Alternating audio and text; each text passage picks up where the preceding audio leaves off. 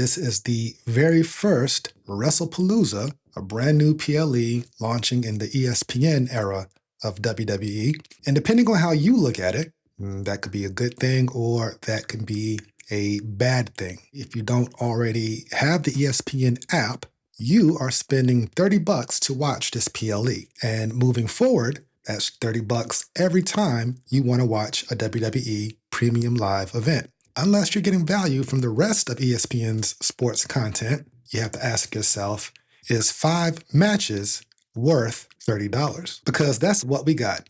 5 matches announced as of right now, and honestly, you're paying more for this than you did at WrestleMania, but with less than half the card.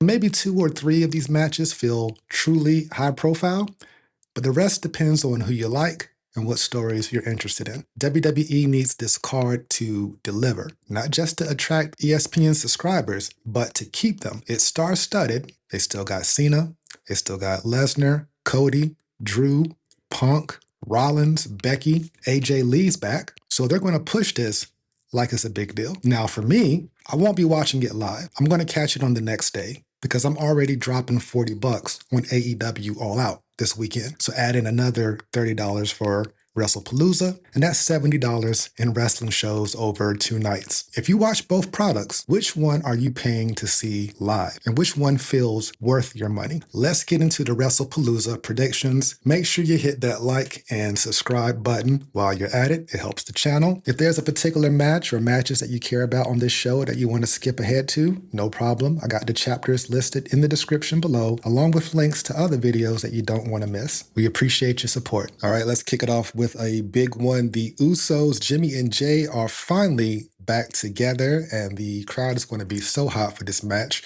You can already picture that entrance, both of them walking out side by side. It feels like the good old days, one of those moments we thought we would probably never see again, being that they've both been on their respective solo journeys. Jay Uso's going quite a bit better than Jimmy's. You can check some of our other videos when we talk about Jimmy Uso's trajectory and the way he's been treated since they broke this team up. But don't get me wrong, I'm very, very glad to see them back.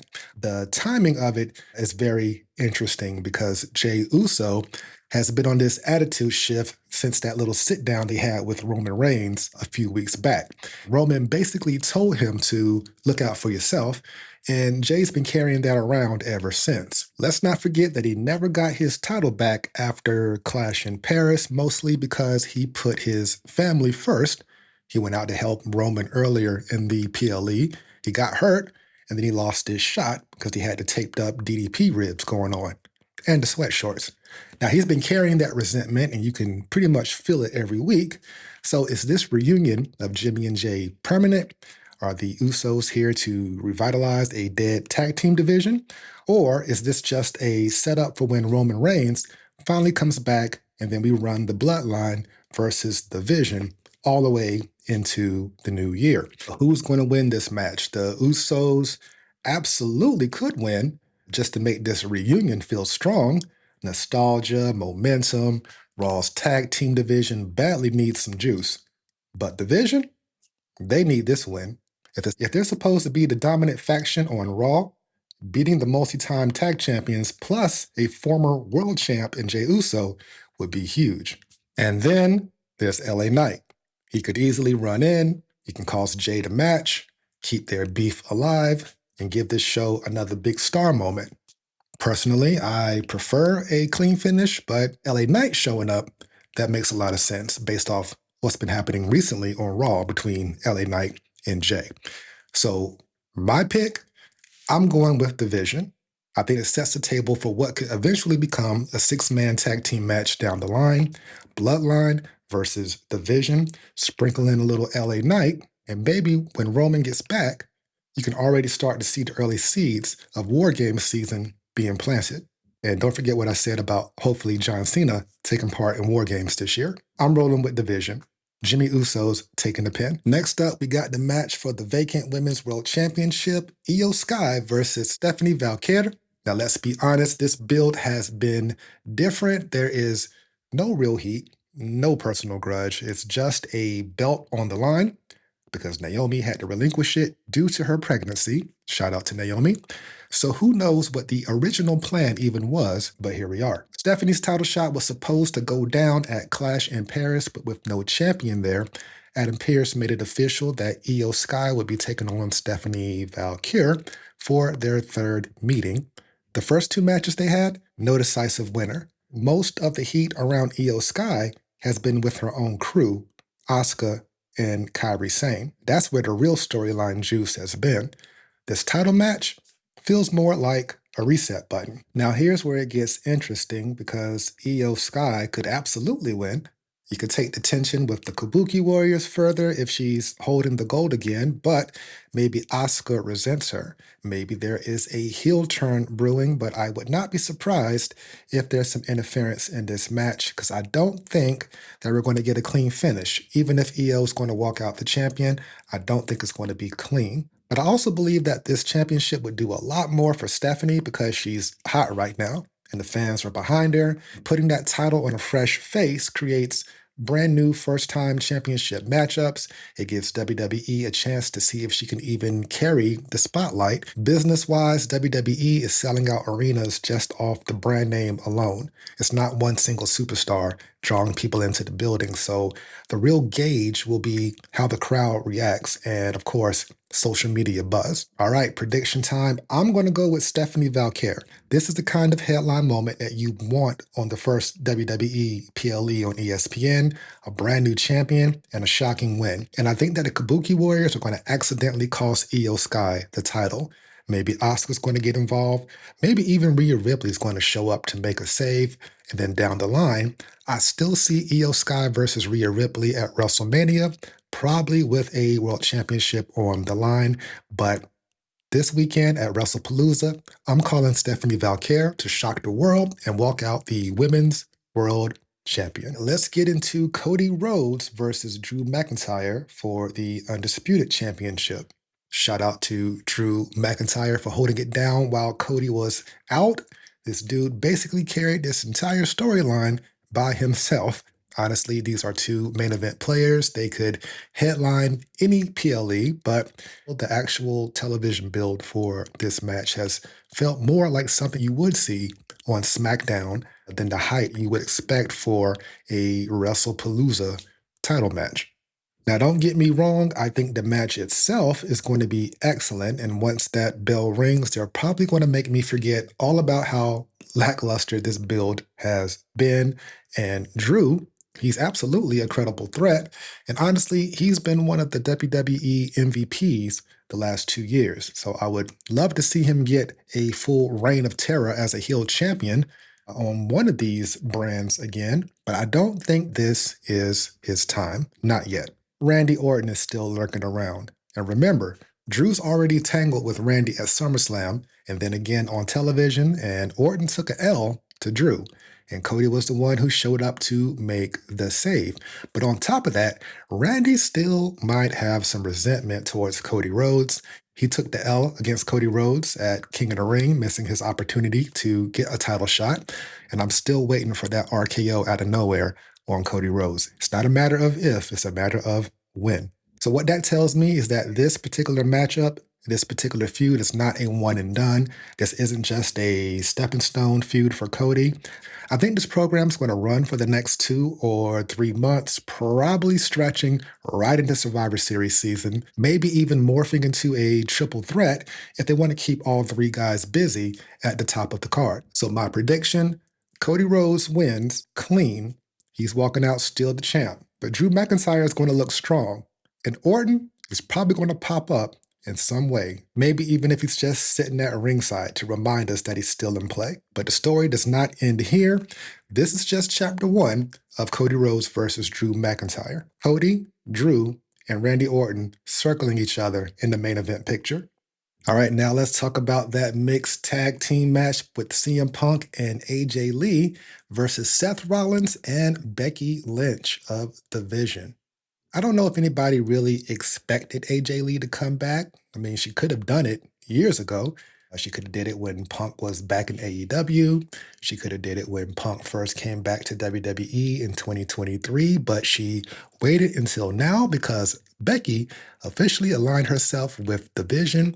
hit Punk with that low blow at Clash at Paris, and paintbrushed him with a bunch of slaps on Monday Night Raw. You could feel that this match was coming from a mile away, and here we are. AJ Lee skipped her way back into WWE, and the crowd has been eating it up so far. What's crazy is seeing how much she influenced today's female roster, like Roxanne Perez.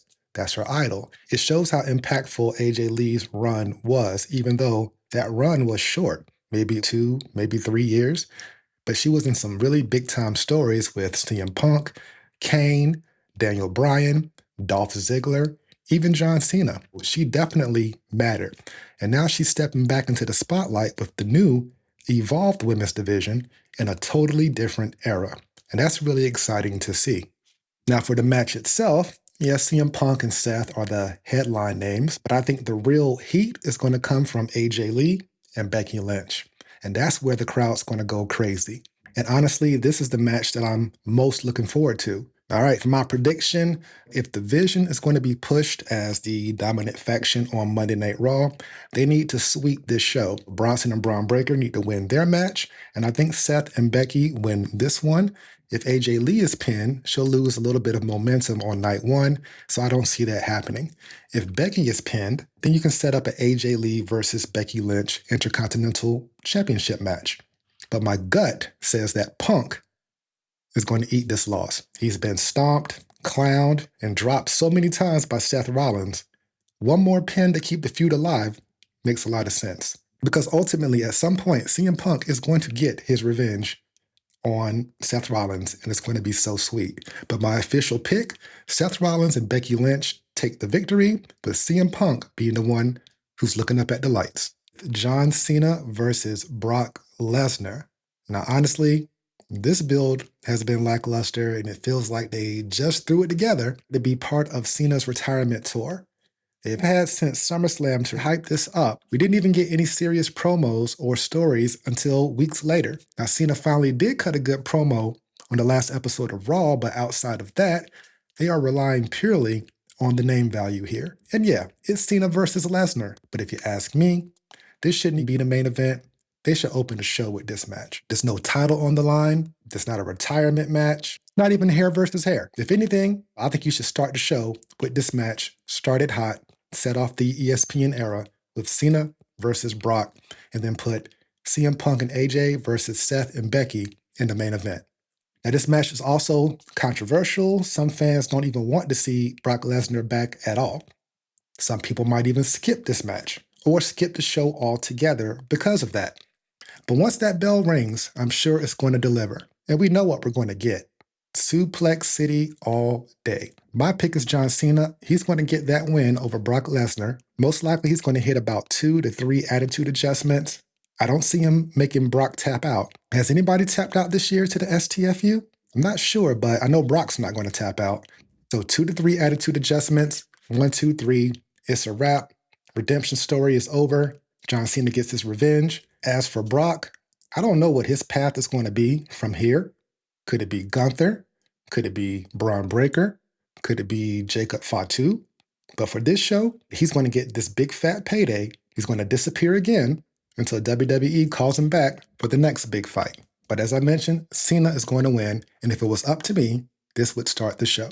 All right, that's the card. All 5 matches at WrestlePalooza. It's a possibility they may add a 6th match, but we're going to just go off of this 5. So let's do a quick recap. I got The Vision beating the Usos with LA Knight lurking in the background. I got Stephanie Vaquer shocking the world to become the Women's World Champion. I got Cody Rhodes retaining his undisputed championship against Drew McIntyre with Randy Orton hovering around somewhere. But Cody's going to win clean. I got Seth Rollins and Becky Lynch taking down CM Punk and AJ, with Punk eating the loss. And then I got John Cena getting his redemption over Brock Lesnar. Clean, with no shenanigans. Overall, this card might not have had the strongest build across the board, but once the bell rings, I think we're going to see some really, really good matches and maybe even a couple surprises. But those are my picks.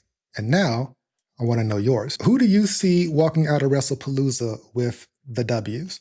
Drop your predictions in the comment section and let's talk about it. And if you enjoyed these predictions, make sure you hit that like button. Make sure you subscribe to the channel. We just hit 10,000 subscribers. And then if you want to be notified ahead of time when I drop new content, which is every single week, hit that bell notification. And that way you won't miss anything. Check out my new series, HHW Radio, which is only audio versions of our content because this is a face clearly made for radio. I appreciate you rocking with us. Enjoy the WrestlePalooza PLE. Can't wait to hear what your thoughts are.